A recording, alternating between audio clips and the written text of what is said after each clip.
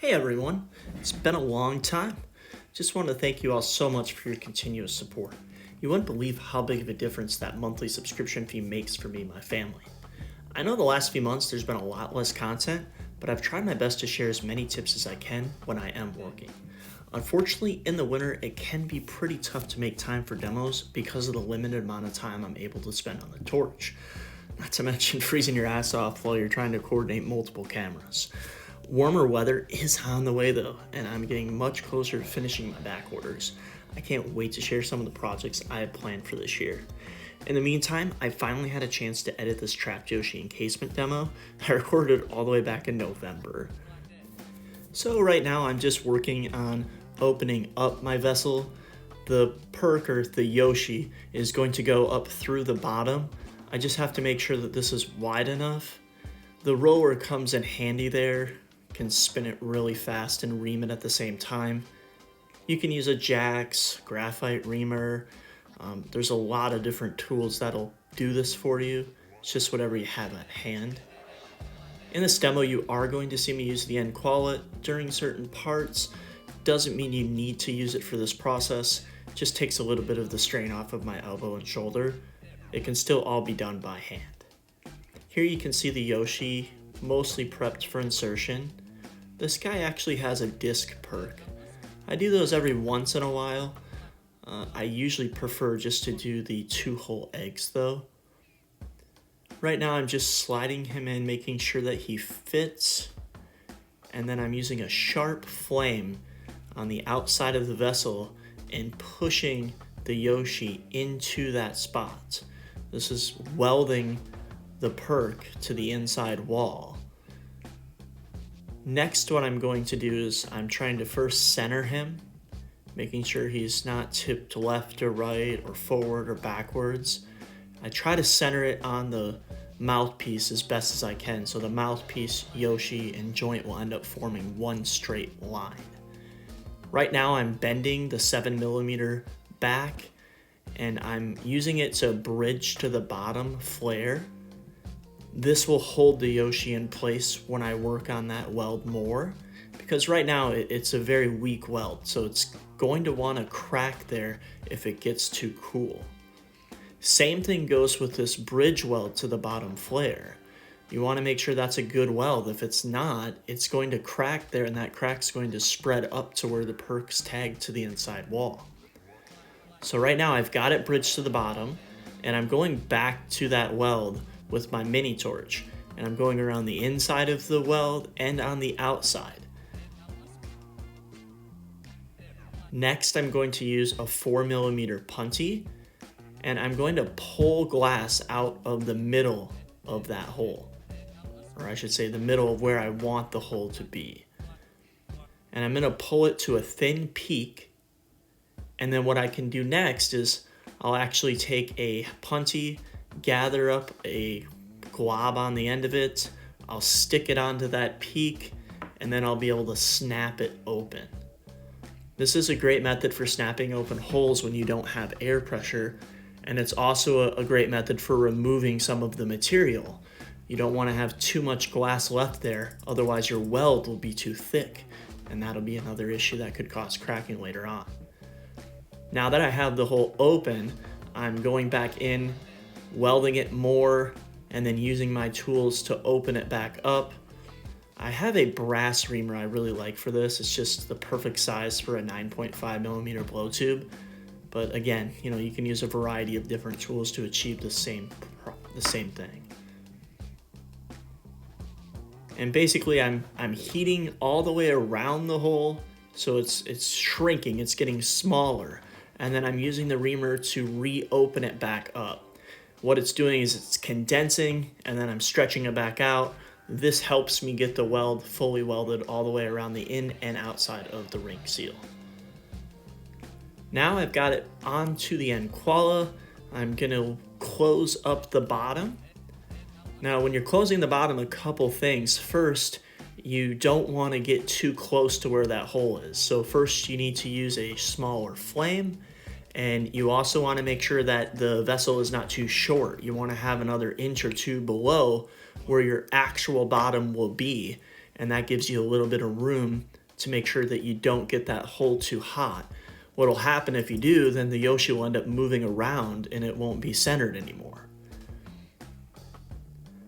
Now, what you saw me do there is I tear off the bridge, so he's no longer bridged to the bottom of the inside flare, and then I'm using my marver to close it back up. If I run into a situation where there's not enough glass down there to close it up, I can also take a 7mm clear rod and I can basically coil pot onto that to make it longer and close it up. And then later on, I'll just end up tearing that off once I try to shorten it up to where the permanent bridge on the bottom of the Yoshi perk will weld to the bottom of the vessel. And this is one of those processes where if you don't have a hand roller, it's gonna be really tough to get this perfect, or as close to perfect as you'd like it. So I really recommend using at least a hand roller for closing up the vessel, because it'll help you get a nice even bottom.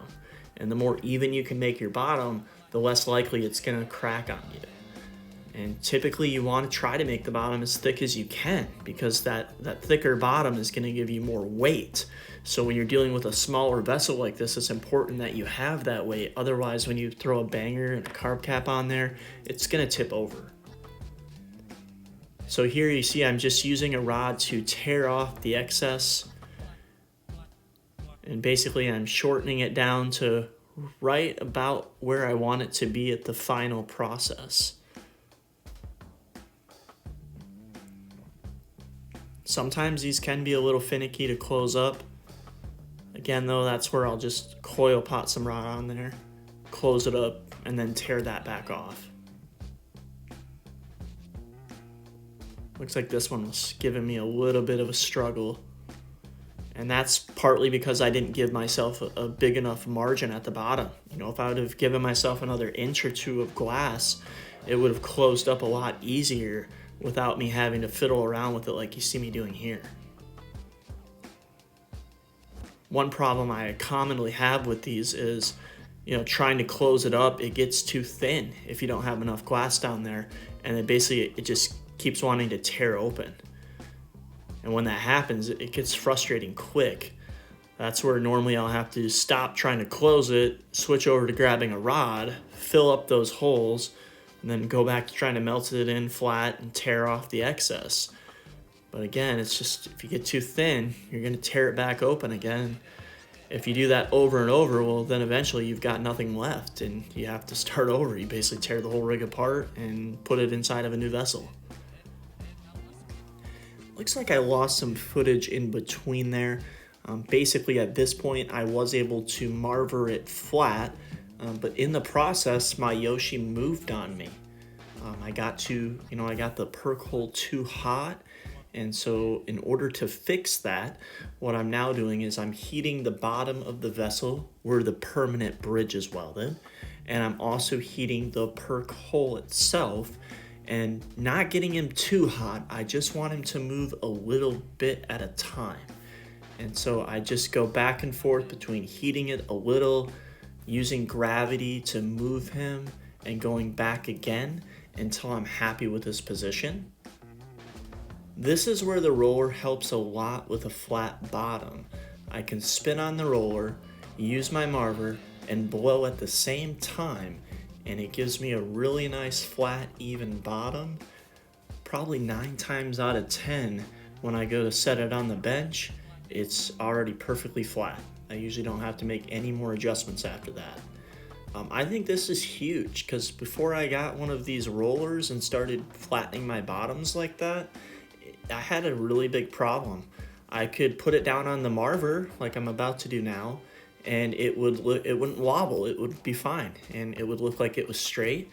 Then the next day, I'd take it out of the kiln. I'd have it inside the house taking photos, and you'd notice it's got a little bit of a slant to it. It's off just a little bit.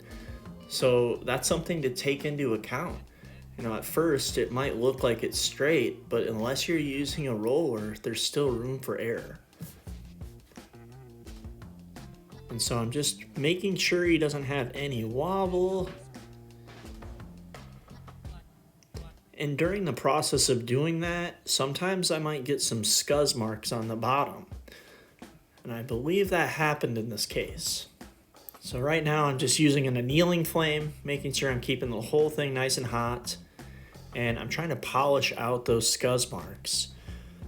Sometimes I can get it done with my bench torch, but usually I have to grab my mini smith and then I can go in with a really sharp flame, and any scuzz spots I can polish those out. A lot of times that doesn't happen to me anymore, but this particular one was giving me some struggles, so that's probably why I developed those scuzz, because I was messing around with that bottom quite a bit, using a lot of different tooling on it. And in the past, what I've done is if I do get some scuzz or devitrification on the bottom of a vessel, I'll just sandblast it, and then it's gone. It looks just like it's brand new. I did anneal it in between these steps, so I've got the bottom already, threw it back in the kiln for probably about 10 minutes, and now I'm going to attach the joint. The joint's already on a bridge. It's attached to a 4mm punty rod, and then it has a 10mm male joint inside of it to plug it. And all I'm doing right now is I'm heating the hole and the rim of the joint at the same time. I don't want to get them too hot, but I do want to get them hot enough to where they'll actually move for me. So I roll the joint onto it. So I start with one edge and then roll over to the other. That's helped me quite a bit in getting these more centered. And then the crucial key for these is after I form that rolling motion, I pull away from the brig. So I kind of pull the weld out a bit. That helps keep it from pinching up towards the top where it meets the vessel. A lot of times what'll happen is if I get it too close towards the top, when I try to go around later with my mini torch, I'll end up tagging almost the vessel to it. So I have to finish out that weld. And what happens is it ends up looking like the joint is just welded to the side of the vessel instead of just welded to the hole where it actually attaches to the perk. So right now I'm just going around with my TI pick. Probably had a couple spots that didn't get welded down all the way. Sometimes I might have a hole left. So all I do is I heat up my TI pick and I use it to pull the glass down onto the clear. And then go back over with my little smith torch and my blow hose just to get that weld fully clean and evened out. And once I'm happy with that weld, I'll throw it back in the kiln again. Probably for another 10 minutes or so. Then after that, I take it back out and it's time to take it off the blow hose or blow tube. First things first, I have to take the bridge off so I can pull my male plug out. That's where it's nice having the 7mm anchor to the blow tube. In the past, I wouldn't put that on there. I would just take my 4mm and kind of slap it over the top of the blow tube and create kind of like a half-ass weld. Probably 50% of the time it would hold, but the other 50% of the time the blow tube would crack and sometimes break, and I've lost pieces because of it. So that's where I always started using those anchors after that point. Now, right now, I'm trying to break off the blow tube. It is cold sealed onto the mouthpiece. Now, I probably sealed this one a little too hot. Yep, looks like I did. So, in order to get myself more leverage, I'm actually tearing off most of the blow tube, and I set the mouthpiece into my graphite V-cut, and then I can tap on it with my tweezers. Gives me a little bit more leverage. Have to be careful though, I've broken some mouthpieces that way if they were welded too hot. I actually chipped this mouthpiece a little bit trying to get that blow tube off. Fortunately later on I was able to use my lap wheel to flatten it out. Obviously that was after this video was shot though. But here it is. This is my famous trapped Yoshi. It's just a basic encasement, really. If you guys have any specific questions on these, definitely hit me up. Otherwise, I just want to thank you all again so much for your support, and I hope you all have a great day.